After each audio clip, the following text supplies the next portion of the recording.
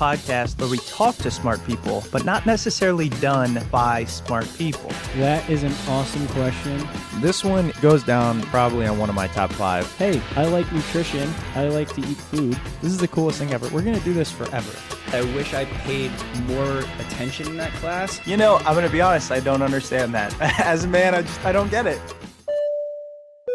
Welcome to smartpeoplepodcast.com. Hello and welcome to Smart People Podcast, conversations that satisfy your curious mind. This is Chris Stemp. Man, are we glad to have you here. Listen, let's get into it. Our guest this week needs no introduction. In fact, many of you are new to this episode, probably because of this guest. We got Neil deGrasse Tyson, folks. I mean, it was one of those moments we actually did a video interview, and I'm looking at Neil going, man, I've seen your face everywhere. I've heard your voice everywhere. And now I get to pick your brain for an hour. So really a thrill for me. And even more important, I was so excited to be able to bring it to you. And I think one thing that we did, I think we were able to ask some questions that Neil might not normally get, which is what we try to do. For example, we talked to him about Impostor Syndrome. We talk about fame. We talk about a lot of things. And of course, astrophysics and everything in between. So I'm not going to spend a lot of time on this intro because I really want to bring this to you. 2 things. First, make sure you stick around to the end of the episode where I ask Neil the questions that were submitted by Patreon supporters. Now, remember, if you support us on Patreon, you can ask our guests any questions you'd like. In fact, every question that has ever been submitted has been asked of a guest. So for as little as $2 or $5, you can get not only ad-free episodes, but direct access to these guests. And I think really some of these questions are awesome. The other thing that's important to note is this interview occurred months and months ago. It might have been even December last year. I honestly don't remember.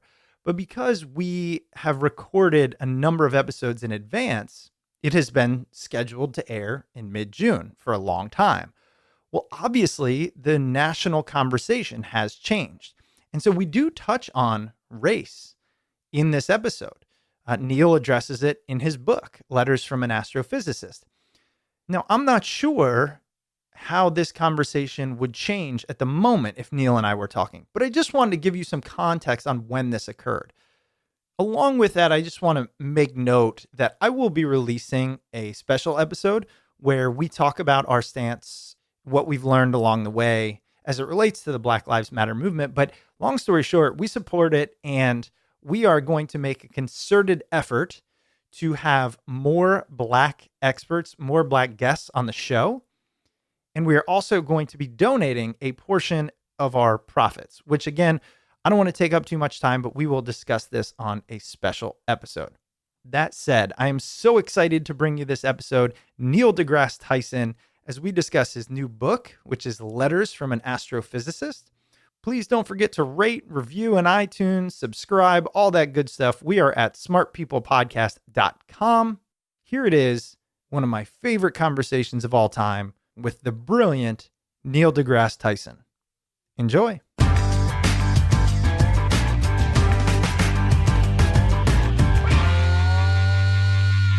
Neil, welcome to Smart People Podcast. I'm honored to be counted among the ranks of smart people. Unless it's just for smart people. It actually is for smart people. But here's the thing: you just crossed the threshold. I mean, we've got a high bar, and I was like, I don't know, astrophysicist Neil deGrasse Tyson, maybe, but so I'm really glad I'm just barely peeking over the fence. That's good. No, I will say when we started this, if somebody would have said 10 years later, you're going to be talking to Neil deGrasse Tyson, I mean, every ounce of time I put into it would have been worth it. So I really, you are a staple of the world of curiosity, the world of let's have conversations to expand our curious mind, which is what this show is all about. And I wanted to start with a very simple question that I think oftentimes I know you've answered, but for our listeners is really kind of critical. What sparked your curiosity? Well, so I let me answer that in an inverted way. The real question is, why did my curiosity never leave me?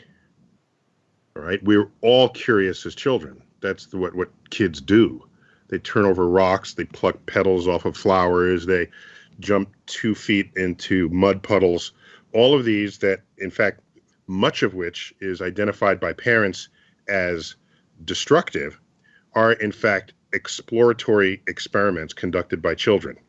But it's not seen that way because it's very entropy inducing in an environment. But you don't have small children with the expectation of keeping a neat home. These are not commensurate goals.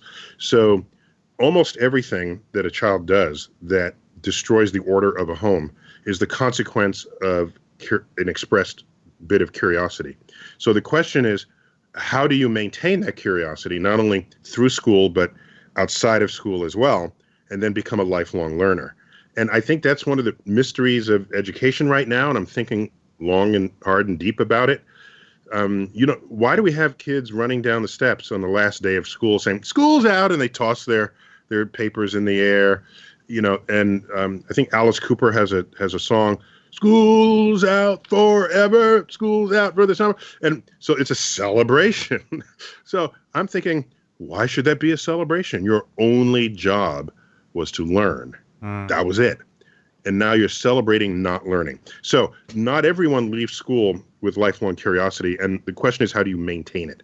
And I think it gets beaten out of us. I don't mean that physically, but just we think of learning as school forces us to think of learning as being this satchel that gets filled with information that you then, of course, regurgitate for the exam, rather than view the world as a place, as a target of inquiry and curiosity and discovery.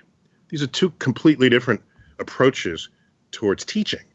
And so I think I and my fellow scientists, I think I can speak for almost all of them. We just never lost our childhood curiosity.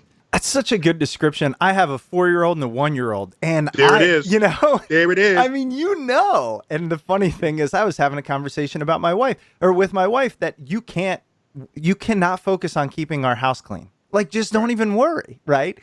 But your point about them running experiments. See, I've long believed in this idea of discovery. That's why we do the podcast. But the fact that they're experiments. What happens when I do this? Which is essentially what the experiment is. And they even hypothesize in their own head. I mean, you can see it, Yeah, and another way to think of this is everything they encounter for the first time is something new and interesting.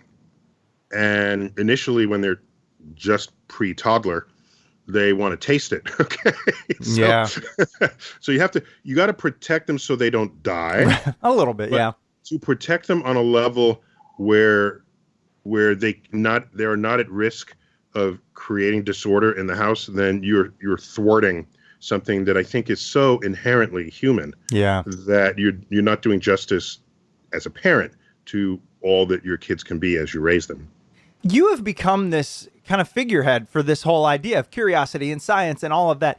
What do you see as your goal? I mean, with all of the talking, communication, books, shows that you do, I know it is to ensure that this curiosity is lives on and all of that. But how do you see it? What's your mission? Yeah, so I'm going to give an unexpected answer to that question. I love unexpected. I actually don't really have a mission. Mm-hmm. What I do is as a servant of the public's appetite for science. And so in other words, I'm sitting minding my own business in my office, and then the phone rings, and it's the evening news because the universe flinched. And initially, when all this began in my life, I'm sitting here in New York City, in Manhattan, in easy action cam vans drive from the news station to record an interview. And initially they wanted me because I carry title, director of the Hayden Planetarium. So that's who you're going to go to if anything happens in the universe, of course. But when I saw, for example, one of my earliest of these, I gave my best professorial reply. It took about 20 minutes, and then it got sound bitten to like 30 seconds on the air. So, that's what they want. So let me reshape my message to fit their medium, even if they come to me in my home, in my house. in my lecture hall. Yeah. So I said, if I'm going to do this because it is asked of me, the least I can do is give them the best product I can. So I worked on it. I worked on delivering sound bites. We can even practice one, and I'll show you how. Yeah, how I'd it love works. to. The anatomy of a sound bite. Yeah. So I just try to be the best I can be when I'm asked to step out in the service of the public's curiosity. For example, when I give public talks, I give about 40 a year. I get about 200 invitations a month to make appearances, give talks, and that's whittled down heavily. Sure. About 4 per month for 10 months, and I don't try not to give talks over the summer. And I say this only because rarely is that I'm giving a tour of my latest project that I want you to buy. Right? That's not it. It's a city invites me. And when I say a city, I mean the theater in that city, the organizers, the promoters, and then I accommodate that request. And here's the level at which I accommodate it. I give them a list of about 15 possible talks. Then I say, pick one, whatever you think your audience wants. And then the organizers, the hosts, the theater owners, they pick one. And then I give that talk for that theater on that night. So that's me serving an interest. Now, occasionally, I'm on the air because I'm marketed that way, because a book just came out or a Cosmos series is appearing. So yes, there are marketing people, and I'm presented, and there's the expectation that time and place and it all gets established. That's maybe 15% of the times I'm asked to be on the air. All the rest, I'm really just at home minding my own business, and I'm perfectly happy to stay there. I know, it's so funny. Like when we clicked on the video and I saw you, I mean, I had this really, and I know this is probably bizarre to hear, but almost like a quick out-of-body experience, just in that you're just a real person. You're just a guy, like in your house, you know? And I wanted to ask this question about imposter syndrome. I just thought you were the perfect person to discuss this with. I'm sure you've heard a lot about it. I mean, did you ever feel that? Did you ever feel, I don't know if I am the one to be doing this? Because I've asked a lot of people this. Most say, look, Chris, almost everybody feels like an imposter at times. And I feel like Neil deGrasse Tyson is the reason the word almost is in there. Like, you could really easily say, no, I have always been confident in my knowledge, my ability to deliver that knowledge and share. And I've never felt like an imposter. And I want to dig into that. I don't know. What do you think? Yeah, so I only learned of the concept of imposter syndrome a few years ago. Okay. I don't know how long it's been coined as such.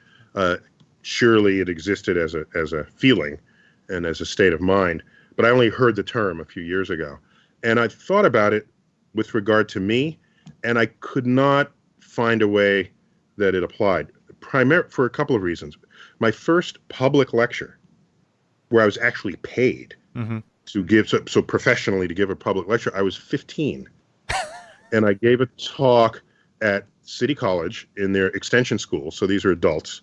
And there was a comet coming through, and it was sort of the brightest comet in a few years. And I had obtained a lot of photos. I was already deep into astrophysics at the time, from age 11. I mean, I knew I was interested in the universe from age 9, but it didn't gel into a career path until 11. So by the time I was 15, I had 4 years of this ambition, a whole 4 years. Yeah, a whopping 4. You know, that's a fourth of my life at the time. That's true. And so, and an even greater fraction of my years of awareness, of course. Not really aware until you're like 5. So it's almost half my life. And so I knew I had expertise sufficient to deliver to a random room of adults. Not expertise to deliver to professionals in the field, right? But certainly the public, certainly the random folks in the room. Not only that, when you meet people at parties, even back then, I'm in middle school and early high school, or on the airplane or on a bus, and they see what you're doing and they ask questions. So I had been in many situations communicating the universe to people. What's this I hear about black holes or the Big Bang or the space program? And I knew enough to have that conversation, and I knew enough to know if they were interested Yeah. in what I was saying and how I was saying it. And that sort of street-tested experience fed the in-room experience for that public talk. And I gave 2 talks, each of 45 minutes, and they paid me $50. Now, I want you to understand, $50, this is a zillion years ago because I'm that old. Yeah. This is around the Big Bang, right? Yeah. Back to the Big Bang. A few milliseconds after the Big Bang. And that was like a semi-infinite amount of money at the time. And I felt wrong by that. I felt like this is just knowledge I'm sharing. I didn't sweat. There's no blood. Mm-hmm. I did not toil. How is it that someone is paying me for this? This is information I would give even if they didn't pay me. Right. So why are they paying me? And then I realized that it is a skill, and like any other skill, whether or not you sweat at it, it required work and effort. And in this world, in a free market world, people pay for expertise.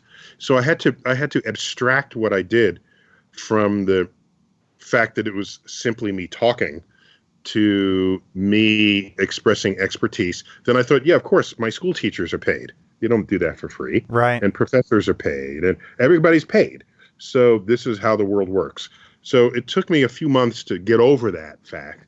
And now it's not a problem with me at all. Well, you bring up Well, something. I got one more. Oh, good. With Yeah. the Imposter Syndrome. Yeah. Here's the closest I came to the Imposter Syndrome. Ready? Yeah. I think. You tell me Okay. if this is a good example. I was in high school, and time to take calculus. Now, for those who've never had calculus, let me just say one thing. It is a way bigger leap, conceptual leap, from algebra than algebra is from arithmetic. Okay? It's just everything is different. All the symbols are different. There's squiggly lines that they use a whole other language's alphabet. Mm-hmm. Greek letters start showing up. So I remembered I was a sophomore year. So was it sophomore? No, sorry. A junior or senior year. I think my junior year, it was calculus. And I get the calculus book, and you open up the front page, and on the boards before the front, the before you start turning pages. So Okay. there's just the front part of the book and the back part of the book. There's nothing but formulas, calculus formulas. Yeah. And I said, wow, I don't know what any of this means. Squiggly lines, and they're numbered, and why are they numbered, and what are they? Some of them don't even have equal signs. What is going on? I was scared, and it was like this dense fog. And I said, I will never understand this, I said to myself. Wow. And I knew I had to know it if I want to be an astrophysicist. Right. So I said, all right, I'll try. So every week we learned a little thing, and I'd go back to those open pages and I say, wait a minute, I know what that means. I don't know what the rest means. I know what that means. And this is actually useful. This is a useful list of formula. And every week went by, it was as though a dense fog dissipated. And by mid-semester, all formulas were transparent to me. And that was a lesson to me that if you first encounter something that is so intractable that you just want to give up, but you still care about it, then every day you invest in it, because we have a flexibility, we have a hugely pliable mind. That's why brainwashing works, actually. It can work against you. Right. The fact that your mind can adapt, that your mind can, yes, you can slog through it, but you are making progress. However fast or however slow, you can make progress. And so that has been sort of lesson for me, metaphor for tackling otherwise impossible projects. Is that an imposter syndrome? I don't know. But I felt like I would never succeed first encountering that. And ever since then, I said, no. And if I take a little longer than you, because you're really brilliant and you got all straight A's, I don't care. I'm going to get there. And now a quick word from this week's sponsor. This week's episode is brought to you by BetterHelp. Do you have a lot on your mind and you need someone to talk to? Is there something that interferes with your happiness or is preventing you from achieving your goals? BetterHelp Online Counseling is there for you. At BetterHelp, you can connect with your professional counselor in a safe and private online environment, and it's absolutely convenient. And now you can get help on your own time and at your own pace. You can schedule secure video or phone sessions, plus chat and text with your therapist. BetterHelp offers licensed professional counselors who are specialized in anger, depression, stress, anxiety, relationships. You name it, they've got someone there for you. And with BetterHelp, you don't have to worry. Anything you share is absolutely confidential. And if you're not happy with your counselor for any reason, you can request a new one at any time at no additional charge. BetterHelp has 3,000 U.S. licensed therapists across all 50 states, and you can start communicating in under 24 hours. So check it out. As a listener of Smart People Podcast, it's a truly affordable option. Our listeners get 10% off your first month with the discount code SPP. So why not get started today? Go to betterhelp.com/SPP. That's BetterHelp.com/SPP. Simply fill out a questionnaire to help them assess your needs and get matched with a counselor you'll love. One last time, head over to betterhelp.com/SPP. And now back to the episode. You know why I love that story? Well, a million reasons. I remember my calculus days, but we don't need to go there. Is this one of the themes that I heard? So, for example, you're on stage, you're speaking, and you're thinking, you know what? I can't speak to the professionals, but I can speak to the general public. Or you're in the classroom, you want to be an astrophysicist. You're not worried about the guy next to you or the girl next to you who's getting straight A's. You're worried about yourself. I believe oftentimes imposter syndrome comes from this idea of there's somebody out there better. Why me? So when you were talking about this speech, what really triggered me is I personally, and I know many creatives, it's not so much that they are so nervous about being there. I think it's sometimes we ask ourselves, why me? There is somebody better. They're paying me $50, but I know of this guy who they could have paid $50 and he knows more than me. Therefore, I'm the imposter. I think that's a big part of it. This is just my interpretation. How do you fight that? I mean, now, look, you are the guy. Like, there are people out there who are going, well, I could present on this subject, but Neil deGrasse Tyson would be better. I mean, that's how it goes.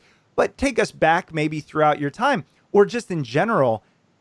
What advice would you give to the person who's there going, yeah, I mean, I can probably talk to these people, but there's someone better. There's someone smarter. There's someone with more knowledge who would better serve them. So I'm already there. It's built in. This is a hidden fact about me. Not hidden. It's just there's no occasion to talk about it, except apparently now. That's right. You heard it here first. Because you have the smart podcast. That's right. That's right. So here's what I do. I have a very strict, I don't want to say very, I have a strongly held code of engagement. The code of engagement is, if I'm asked to do something and I know someone else can do it as well or better, I decline. Because I don't need to do something that other people can do for you. What I can and should do is what no one else can do. Imagine if everyone contributed to this world the profile, the portfolio of their talents that no one else can contribute. Just imagine that. That would be extraordinary. The world would change overnight. Not only that, people would seek to acquire expertise and talent that distinguishes them from others. You know what that would mean? They would take harder classes. What happens when you take an easy class? You're probably doing it to pad your GPA, because easy classes mean you do well. Well, so is everyone else taking that easy class. So now you get out and you think your GPA is distinguishing you, but in fact, you took classes that everyone else took and also did well in. So that when it comes time to apply for a job, you've got nothing to distinguish yourself against anybody else who took the same easy class as you did. So take the harder class. Your grade won't be quite as high, but no one asks you your grades after your second job. No one cares. I don't know how old you are, but I bet you don't even remember the last time someone asked you your grades. No. So there's a point where it simply doesn't matter. But what does matter? Your ability to solve problems. Are you moral? Are you a good leader? Are you a good communicator? Do you work hard? All of these other elements matter. And so I typically only, so for example, when Ann Druyan approached me, Ann Druyan is Carl Sagan's widow and keeper of the Cosmos Flame. Sure. Co-writer of the original Cosmos with Carl Sagan. And by my read of their outputs, she's the one that puts sort of the depths of humanity in the writing. And she gives a human dimension to scientific discovery and exploration. So she's a fundamental part of the identity of Cosmos as a television product. It is so distinct in what it represents is that it's hard to even think of it as a documentary. You know, documentaries, when we say, let's watch a documentary this afternoon, you say that there's a certain expectation for what what it looks like, what it would feel like, and Cosmos sits in another place. Mm-hmm. So, now why did I even go there? Oh, she approached me. This is back in 2011, 2012. Would I be interested in hosting a new version of Cosmos? This is now 30-something years later than the original in 1980. So I know people who would love to do that. And I thought about it, and I said, you know, there are other people, I don't need to do this. The people who climb over each other to host it. Right. So I basically declined initially, but I went home and I thought about it. And, you know, I met Carl Sagan, and I have a certain sort of origin story that I could tell with regard to my relationship with Carl Sagan. If that is somehow folded into my hosting, then maybe my hosting of Cosmos would be a unique contribution as host, rather than simply another talking head of my colleagues. I would have been a talking head, but if I'm a talking head with intellectual, emotional connection to the guy who I'm taking the throne, the torch from, then maybe I could do something unique for the product. And so then I agreed, but only after I went through that soul searching. Well, and that makes sense, but here's the thing. It's because you're you, right? Like, if everyone asked themselves that, they would never do anything because think about it. You're the director of the Hayden Planetarium. I mean, yeah, you are we keep going up this iteration. So I want to bring it down to the average person. And I also want to say this. You're the perfect person to ask you this. I have struggled with this my whole life. I am so happy to ask you. There are 7 billion people on this planet, right? You know numbers, you know people, you know size, space, all that. It's perfect. We hear this a lot. Tell your story. If you use your unique talents and gifts, you're the only one that can do it. Kind of along the lines of what you were saying, but every answer you have is scientific and pragmatic. Are we really that different? I am when I get logical, I go, look, yeah, I might be different compared to the 100 people I know, but not compared to the 7 billion. Now the internet connects us, and I start spiraling down this, we're not unique. I don't know. What do you think about that? Does anyone else have a Smart People's podcast? Has anyone else been doing that for 10 years? That's a good point. What are you saying? Are you? Yeah. Now think about it. Many people go to college to get a good job, and then they look at what the marketplace is, and they see, the attorneys are gainfully employed, or medical doctors, and so they'll do what everyone else does simply because there are job openings available. I guess we're not really talking about them because they have a job no matter what.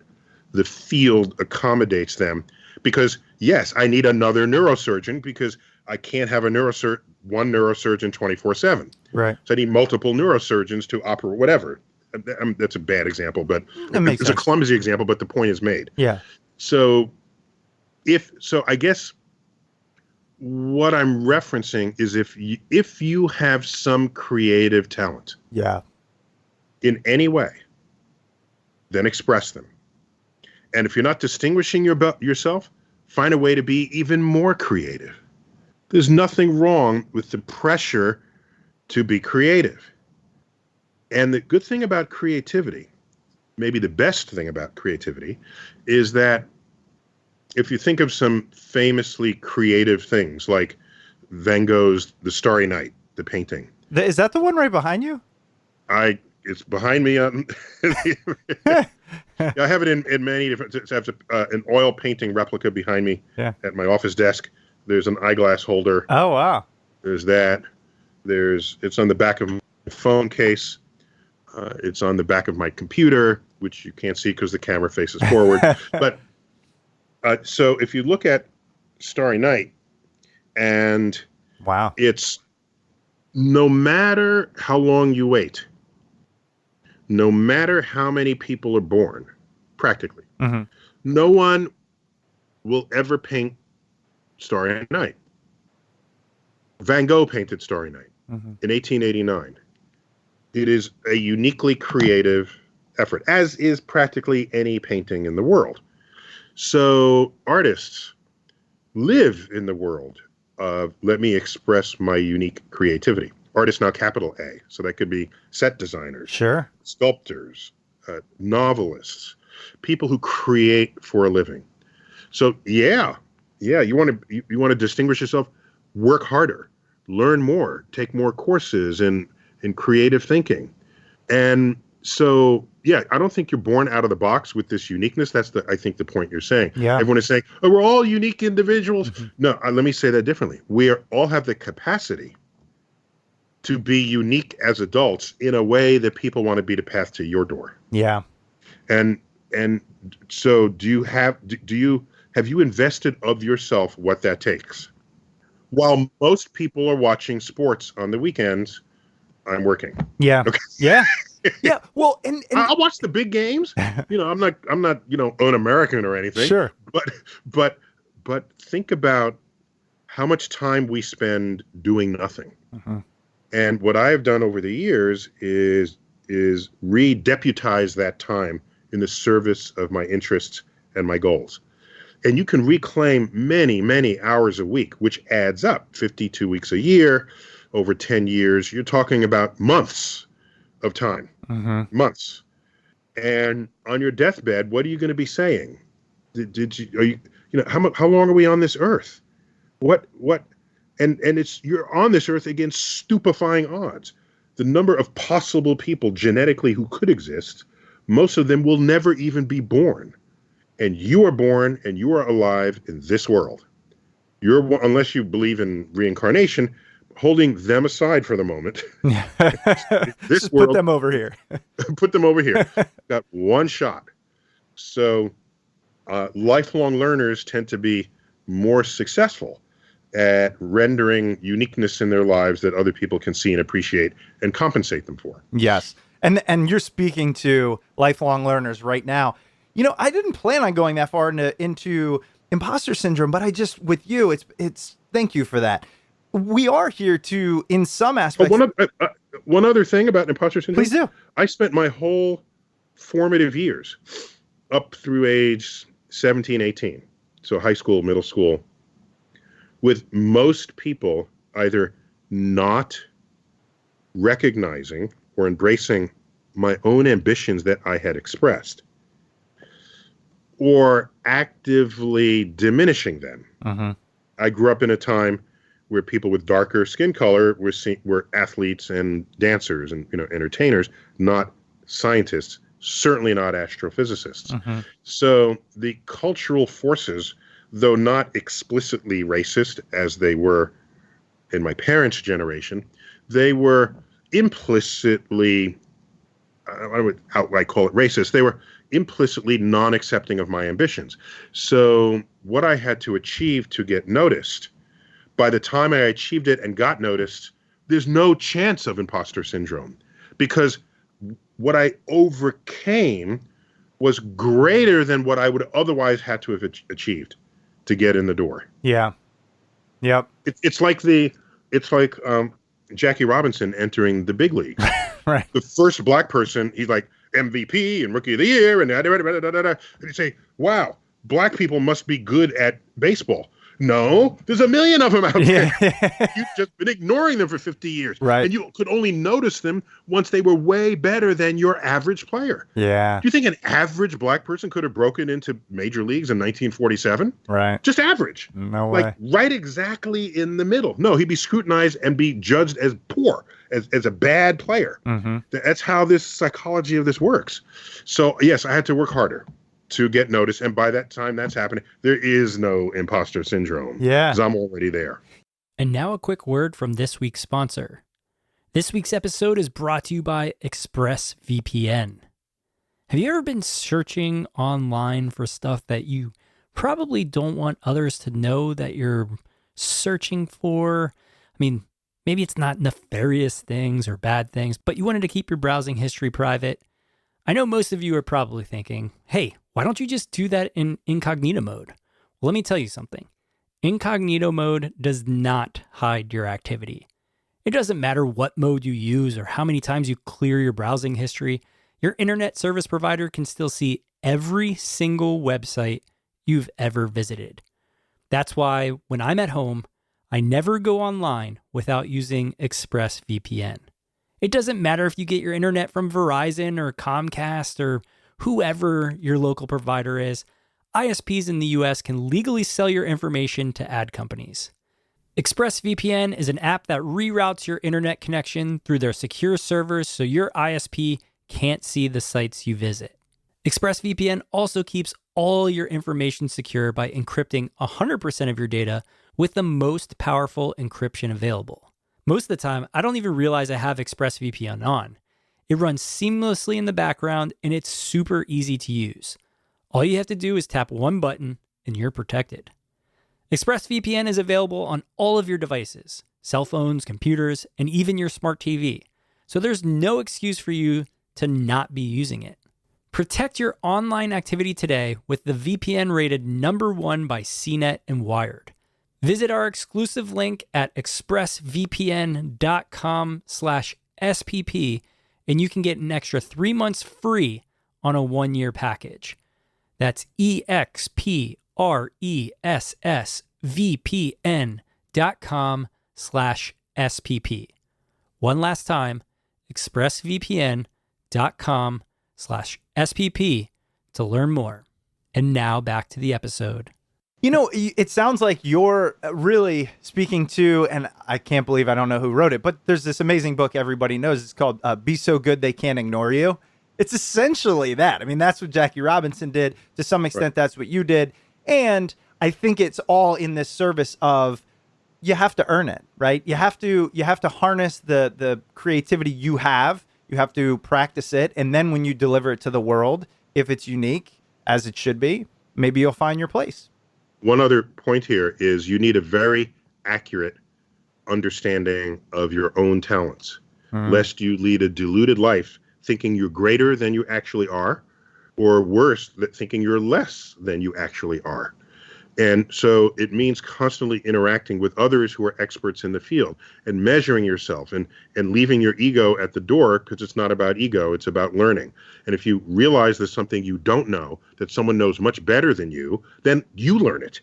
Learn it better than they learn it. But you only know that in those encounters and those exchanges. And so I knew I belonged among the ranks of astrophysicists when I attended astrophysics conferences. And I'd listen to talks and I'd listen to questions other people asked. And I say, and I got a better question than that. And I would ask them, and people would look, hey, that's a good question. Yeah, yeah. So my grasp and understanding was at least competitive with what was going on in these research conferences. And I said, yes, I belong in this community. Wow. And a community I'm very proud to be a part of, the world's community of astrophysicists. Well, Neil, we're here, luckily enough, to discuss in some capacity your brand new book, Letters from an Astrophysicist. And I was mentioning this before we hit record. I was lucky enough to read it. It's one of the coolest books I've read in a long time, simply because of how unique it is. I just want to let our listeners know, this is a book full of, essentially, aside from a few differences, people wrote you letters and you responded. My first question, and I've been dying to ask you this, you actually respond to people. Like, you're so busy I have to imagine that people that write to you do it just hoping you'll read it, not hoping you'll respond. And you do.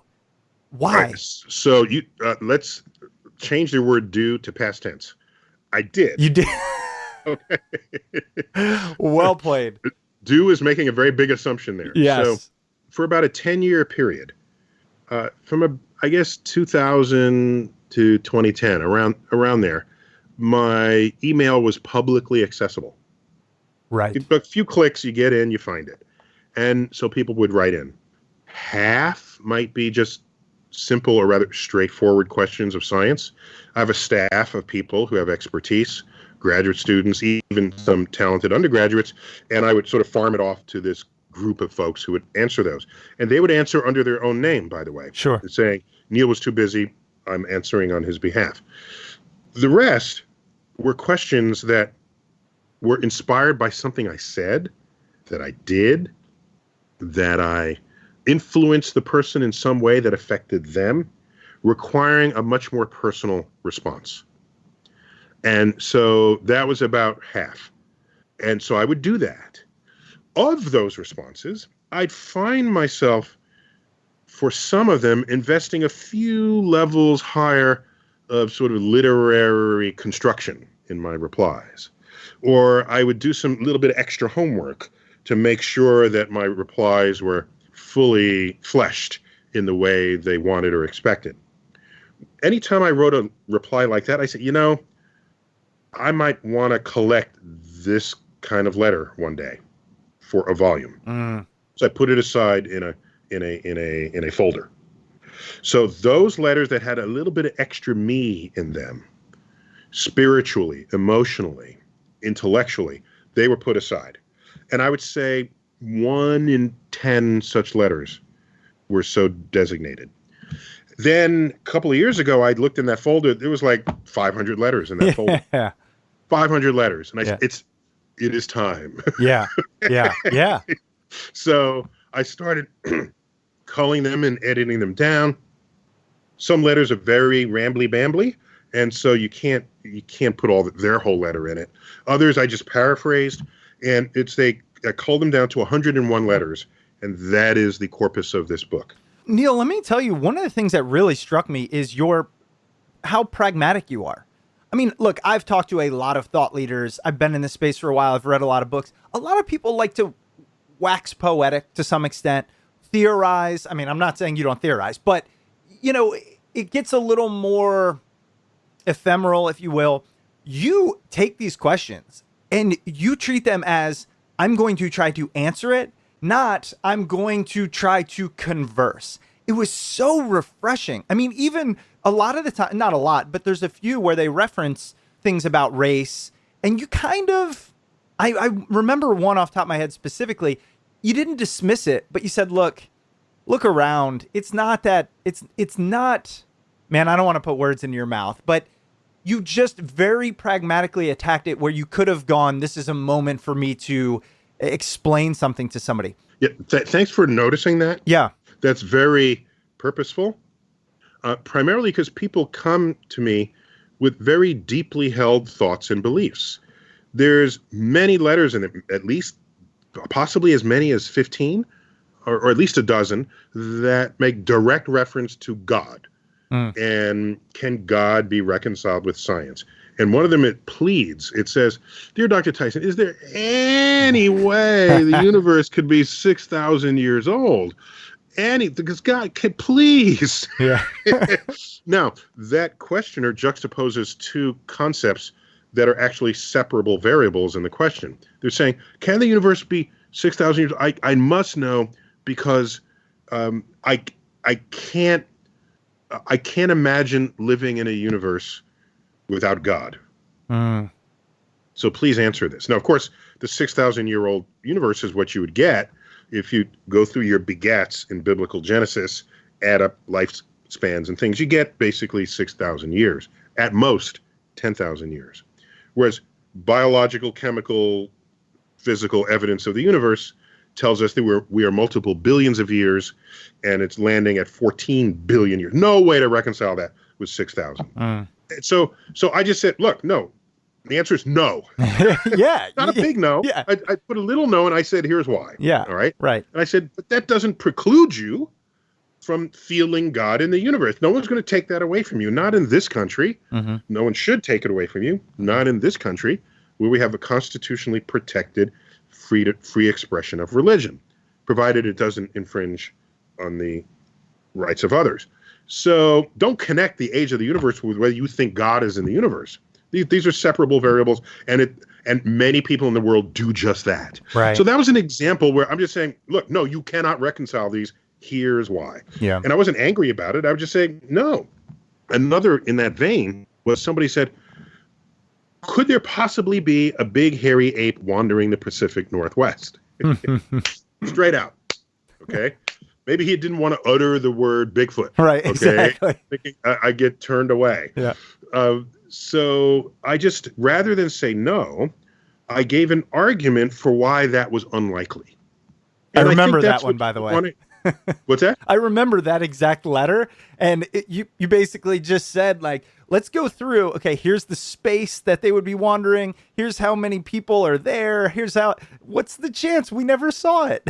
Or we don't have right. it, we don't have but something of it, yeah. after my reply, he wrote back and said, but Dr. Tyson, I'm very disappointed. I thought with a man of your stature would be more open-minded about this. And I said, look, if it's a hairy ape and it reproduces, there's going to be at least another one of the opposite sex. Yeah. A. B. There'd be poop. Right. Yeah. Yeah. You were very, have to like I find said, pragmatic. You can find its, you can find its bones, and we just haven't. And we've stopped finding large mammals in the world, unless they're living in the bottom of the ocean or something, or large animals in general. But we don't live on the bottom of the ocean. We do live on Earth's surface.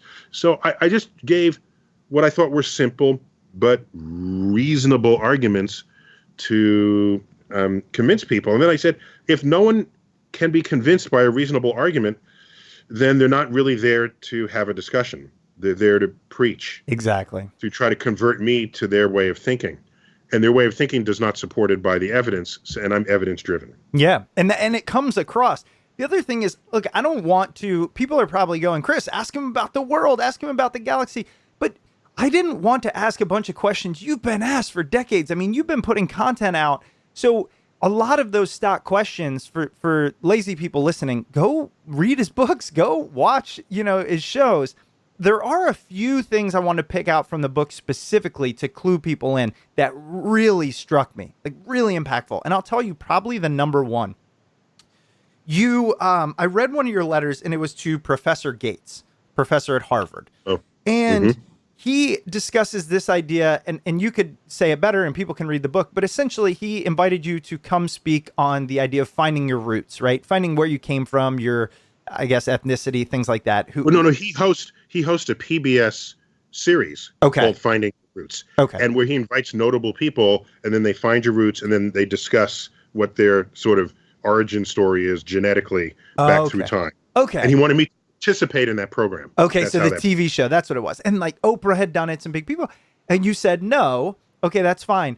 But you said, look, I'm less interested in finding my roots than recognizing I'm human and just looking at all humans.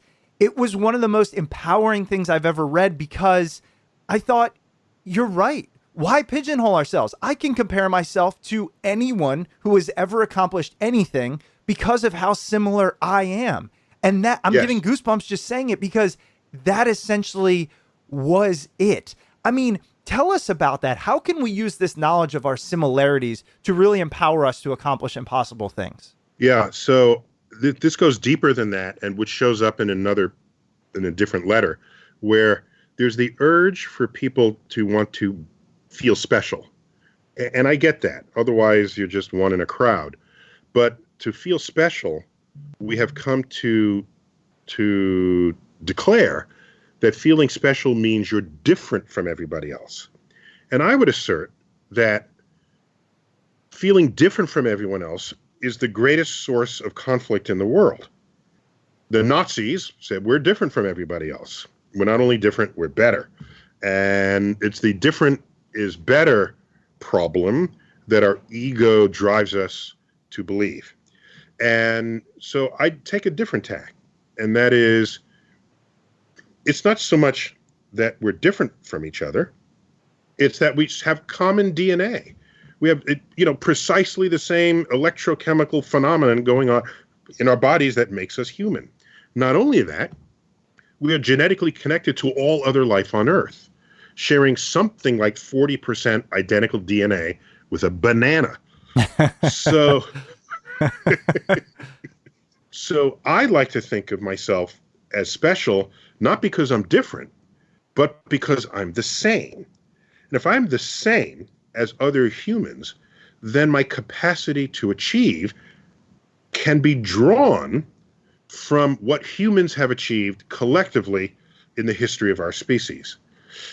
And especially true because when you say, well, this is my family, do you realize how arbitrary that is? I don't think you do. People say, this is my family. Well, how about your cousins? Okay, they're my family too. Mm-hmm. Well, how about your great-grandparents? Well, they're my family. Well, how about this person who lives next door? No, they're not my family. Well, you had to draw a line somewhere. It was arbitrary. I'll tell you how arbitrary it was. We can go through the mental exercise. There's 7 billion people in the world, as you duly announced at the beginning of the podcast. Every single person alive has 2 parents. Okay? Let's do the extreme limit of this exercise. Every person alive has 2 parents. That means there are 14 billion people who begat the 7 billion living people. Okay. Each of them has 2 parents. So that goes to 28 billion people begatting the 14. Okay. Clearly, in the past, there weren't 28 billion people. There were fewer people in the past than there are today. Right. So there's a rapid convergence of who is begatting whom as you go backwards through time. If 100 years ago there were 2 billion people instead of, or 1.5 billion people instead of 7, then this exercise to reduce the 28 billion parents or the 48 billion grandparents down to 1.5 billion, more people are related in the recent past than we recognize. Wow. And in fact, any 2 people on Earth have a common ancestor. It's just a matter of how far back you go to find them. So I'm not going to say we are not family. I'm going to say we are family. You just go back far enough, draw the line there. Mm-hmm. Think about it. We're in America. And if you say to America, what are you? That comes with some implications of ethnicity in the reply. So I'm Italian. Right. I said, well, where were you born? Oh, I was born in Hackensack, New Jersey. Okay, well, that's not Italy. Oh, well, where were your parents born? Oh, they were born in Brooklyn. Hey, John here. Quick production note. We had a Skype malfunction, but Chris was able to quickly reconnect with Neil, and now they're going to jump into some listener questions. And I know, given that we only have about 10 minutes, I have a few other things I want to cover. Is that okay? Okay, that's fine. Okay. Because one of the things we do that people love that listen is we actually solicit listener questions. Yeah, let's do it. So I have kind of like a rapid fire. Take them however you would like. Mm-hmm. All right. So here's the first. What advice would you give around making hard, important life decisions? How do you use your knowledge of the cosmos to make those tough inflection point decisions in life? That's a deep and interesting question. For me, what I try to do is, yes, I think about the universe, but in the context of a cosmic perspective, which allows you to take sort of the stratospheric view of whatever it is you're doing, which I think is important. It's possible to be distracted by details. In Physics 101, you learn that the world is an interplay of matter, motion, and energy with forces operating within it. And what do I mean by that is if there's a table, let's say it's Thanksgiving table, and there's turkey and this and plates and settings and stemware and flatware and chairs, to the physicist, it is 4 force vectors pointing to the ground. Okay? Mm-hmm. 4. And that is what's supporting the weight of the table and anything that's on it. After that, everything else is detail. So when you have this kind of background, your urge is to say, let me strip it of detail that may be distracting me from the depth of thinking that I need to apply. Look at the most fundamental elements of this, then slowly layer back on the details before I make the decision. This happens with me every important decision I make in my life. So to simplify things a little bit and to look less at the detail and more at kind of the overarching view. Yes, because ultimately that's what will prevail. You can always change the food on the table, the setting on the table, but the table's going to be there no matter what it holds. And you also get to calculate how much food has to go on the table before the table breaks. Yeah. And usually that's not how it breaks. It breaks because people start dancing on the table. Hey, that's how you make decisions, right? Who's going to dance on the table? And now a quick word from this week's sponsor. This week's episode is brought to you by Mint Mobile. I got my first cell phone with one of the big wireless providers about 25, 30 years ago. Man, I am old. This is crazy. And honestly, I've hated my monthly bill ever since. But then I discovered there's another option that could give me the premium service I'm used to at a fraction of the cost. I could cut my wireless bill down to just $15 a month and save hundreds of dollars by switching to Mint Mobile. For anyone out there who's looking to save without sacrificing service, switching to Mint Mobile is a no-brainer. For customers that hate their wireless bill, Mint Mobile offers premium wireless for just $15 a month. By going online only and eliminating the traditional cost of retail, Mint Mobile can pass significant savings on to you. Every plan comes with unlimited nationwide talk and text plus crazy fast 4G LTE. Use your own phone with any Mint Mobile plan and keep your same phone number along with all your existing contacts. And if you're not 100% satisfied, Mint Mobile has you covered with their 7-day money-back guarantee. Switch to Mint Mobile and get premium wireless for just $15 a month. So listen up.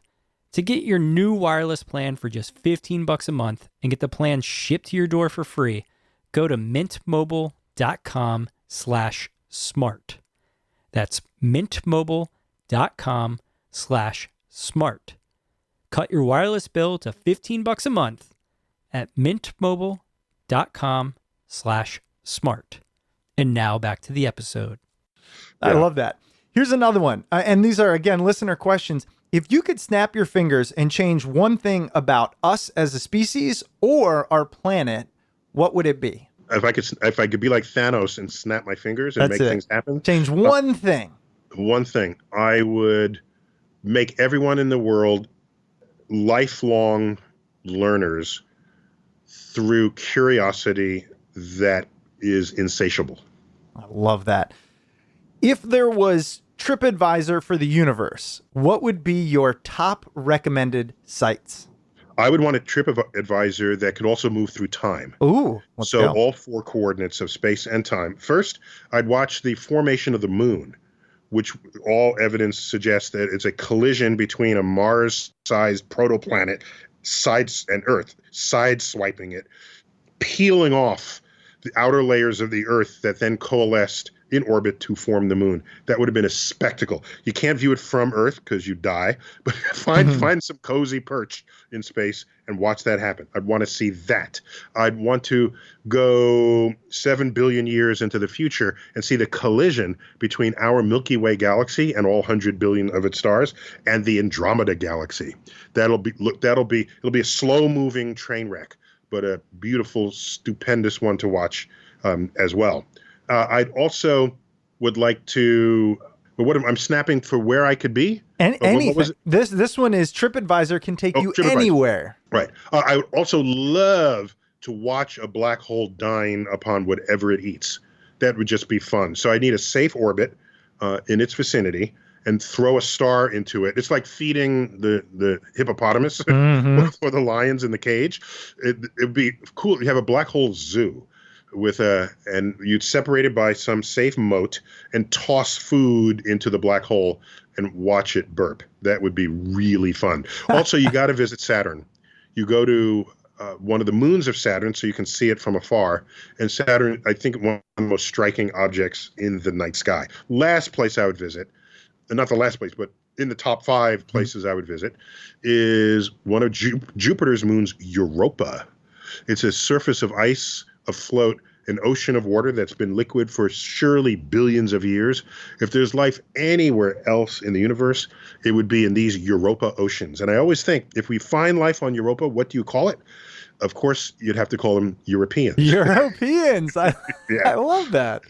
Mm-hmm. What big discovery do you hope we make soon? So I'm going to give a cop-out answer, then I'm going to give a real answer. The discovery I really want is the one we don't even know yet to make, because to ask that question is empowered only by answering questions that now sit before us. So in other words, did anyone even ask 100 years ago, could there be a multiverse? No, because quantum physics had to be invented and the expanding universe had to be invented, and all of this had to be discovered before you can even pose that question. So I care about questions I don't even yet know to ask. So that's my sort of cop-out answer, because I really feel that, and I will sleep over that. But more sensibly, I want to know what dark matter is. I want to know what dark energy is. Dark matter is most of the gravity of the universe. Dark energy is making us accelerate against the wishes of gravity. Who ordered that? I want to know what was around before the Big Bang. I want to know how life went from organic molecules to self-replicating life. These are, for me, my 4 greatest frontiers in all of science. Along those lines, how do you handle uncertainty? How do you handle the fact that there is so much we don't know and may never know? The very question implies that this is something that requires counseling too. Yeah, it does for me. And I think people's discomfort with uncertainty drives so much interest in religions. Religions offered historically and even today answers to many questions that people don't otherwise have answers to. What happens to me when I die? Where are my deceased relatives? How did it all get here? That was the role of Genesis in the Judeo-Christian, in the Jewish Bible, the Old Testament. And if you look at what role it has played, it has been to ease people's discomfort with uncertainty. As a scientist, you have to embrace uncertainty. It is half of what you think about in a day. The other half is the knowledge at the border of that uncertainty, hoping that some of it will spill out to help you understand what it is you do not know. I love it. In summary, to quote the poet, I think Rainer Maria Rilke, I think it was the name of that poet, a German poet, there's a line, we must come to learn to love the questions themselves. Defining Neil deGrasse Tyson right there. Last one, you're going to get a kick out of this. I'm sure you've answered it before. Are we living in a computer simulation? I wish I had a good answer to say, a good reason to say no. Wow. But I don't. I'm sorry. Yeah, no, I mean, so that's it. If you were to put a percentage, what's the likelihood, do you think? Near 100%. That we're in a computer simulation. Well, just think about it. Every time there's peace and harmony in the world, something really disruptive happens. I know it. This is just what a computer program would do for their own entertainment. The alien kid in the parents' basement who programmed us, all right, with vastly higher intelligence than any of us can ever dream of, we are there for their entertainment. And so I told this to someone, and they said, "Oh, when peace and harmony reigns in the world, that's when they were called up to dinner." When their parents called. And then they come back, well, that's too peaceful. Let's throw in a politician that is really crazy. Exactly. Let's throw in an invasion. Let's throw in an asteroid. Let's throw in. So, unfortunately, my best evidence for that we are programmed by a mischievous alien kid in the basement is the frequency with which highly disruptive things happen to the peace and harmony in the world. Wow. Neil, you have been so generous with your time. It has been honestly an honor and just a pinnacle of my podcasting career to have you on the show. Your book, for everyone, Letters from an Astrophysicist, one of the best reads. It is so unique. I highly recommend it. Neil, before we let you go, anything else you want to impart on our listeners or anywhere else you would like to really draw their attention to? Yeah, thanks for asking. Generally, I count myself when I'm interviewed as a servant of the host. So I delight in answering questions that you bring to me rather than tell you, here's what you got to make sure you say about me. Sure. That's just not my MO. Yeah. But I will say that I agree with how you have reacted to the Letters book. It is very different. Mm-hmm. And one thing I want to emphasize is you have never seen me in any YouTube video debating creationists, flat earthers, conspiracy theorists, UFO people. All of that is in this book. Yes. It is my things that I generally had never gone public with because I counted them as sort of the conversation I would have with a person, a private conversation I would have with people. And all of that is now out in the open, and you'll know how I think and feel about all those topics that previously I had spared you from. Well, and I know there's people listening saying, Chris, why didn't you ask him about, religion or flat earth? And the simple reason was I knew we had limited time. I wanted to try and ask you some specific nuanced questions. Those things are covered in this book. I mean, in a really question answer way. Essentially, this book is a written version of a thought out interview as opposed to a podcast. So it's an extension in my mind. Yeah, and it's people asking questions that have deep meaning to their own life's plight. Yes. And because they're sort of handpicked for that depth and that level of humanity that is expressed Absolutely. In and among people. There's a person who wrote me a letter who had just been diagnosed with terminal cancer, and he's got 6 months, and he's writing to everyone who made a difference in his life. I mean, one other last thing before you go. Yeah. There's an entire chapter called Hate Mail. Yes. Oh, I loved it. just to show that there are people who just really angry and pissed off with something I said or did. I want to make sure the reader had some exposure to that as well. Well, they're out there. Again, Neil, thank you for your time. I know it's crazy for you, so I'm going to let you go, but appreciate it. This will be airing in the next 3 to 4 weeks. We'll be sure to let your folks know. I can't wait to get it out there. Excellent. Thank you. Thank you, sir. Have a good one. Bye. All right. Bye-bye. Okay, well, that was Neil deGrasse Tyson. Hope you enjoyed that interview. Neil's book, Letters from an Astrophysicist, is available wherever books are sold. We really hope that you enjoyed that interview. It's not every day that we get to talk to people such as Neil deGrasse Tyson, so this was a special one for us. And now on to the housekeeping. If you'd ever like to reach out to the show, you can email us at smartpeoplepodcast@gmail.com or message us on Twitter @smartpeoplepod. And if you'd like to help support the show, you can do so monetarily by heading over to Patreon at patreon.com/smartpeoplepodcast. Or if you're looking for a free and easy way to support the show, just leave us a rating and review on whatever platform you downloaded this episode. And of course, if you want to stay up to date with all things Smart People Podcast, head over to the website, smartpeoplepodcast.com, and sign up for the newsletter over there. All right, we've got a lot of great episodes coming up, so make sure you stay tuned, and we'll see you all next episode.